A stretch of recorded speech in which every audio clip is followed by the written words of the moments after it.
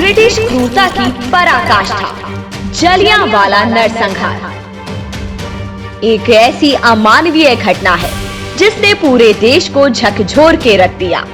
इस घटना ने ऐसे महान बलिदानियों को जन्म दिया जिनकी त्याग, समर्पण और मातृभूमि पर मर मिटने की इच्छा शक्ति ने अंग्रेजों को भागने पर विवश कर दिया। हृदय विदारक जलियांवाला नरसंहार मात्र एक घटना नहीं है, अपितु अंग्रेजी शासन के शोषण और उत्पीड़न की पराकाष्ठा का प्रमाण है।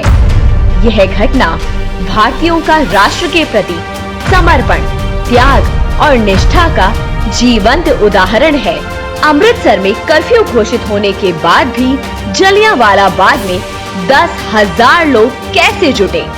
कौन सी वह बात थी जिसने उन्हें कठोर नियम का उल्लंघन करने और अपनी जान पर खेलने के लिए प्रेरित किया? इसे जानने के लिए हमें इस कांड से पहले की स्थिति और लोगों के मनोभाव को समझने की आवश्यकता है। वर्ष 1914 का वह समय जब अंग्रेज भारतीय वीर सैनिकों की सहायता से प्रथम विश्व युद्ध जीत कर लौटे, तो ब्रिटिश तंत्र का अहंकार 7वें आसमान पर पहुंच गया। वे भारतीयों को न केवल तुच्छ समझते, अपितु उनका भरपूर शोषण भी करते। जहां भी कोई अंग्रेजी सत्ता का विरोध करने का प्रयास करता, उसे कुचल दिया जाता।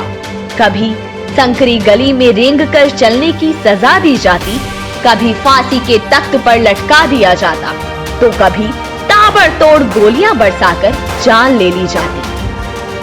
सत्ता के मद में चोर साम्राज्यवाद ने अनेक क्रूर एवं अत्याचारी अधिकारियों को जन्म दिया। इन्हीं में से एक था जनरल डायर, ऐसा सनकी अधिकारी जिसने केवल अपना दबदबा दिखाने भर के लिए सैकड़ों मासूम और निहत्थे लोगों को मौत की नींद सुला दिया।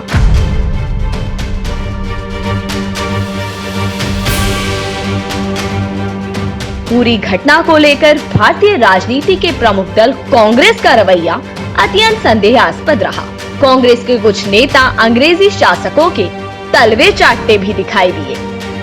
जलियांवाला बाग कांड के कुछ महीने बाद कांग्रेस का 34वां अधिवेशन हुआ।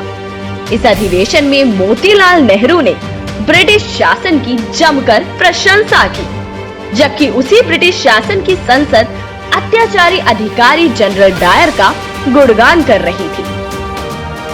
घटना के 1 साल बाद डायर को कुशल, बौद्धिक और मानवीय गुणों वाला बताकर प्रस्ताव पारित किया गया। विडंबना यह है कि कांग्रेस ने इस प्रस्ताव पर कोई प्रक्रिया तक नहीं दी। कांग्रेस के चाटुकारितापूर्ण रवैये ने संपूर्ण राष्ट्र के जनमानस को अंग्रेजी सत्ता के दमन चक्र में असहाय छोड़ दिया था। लोगों का कांग्रेस से मोह भंग होने लगा।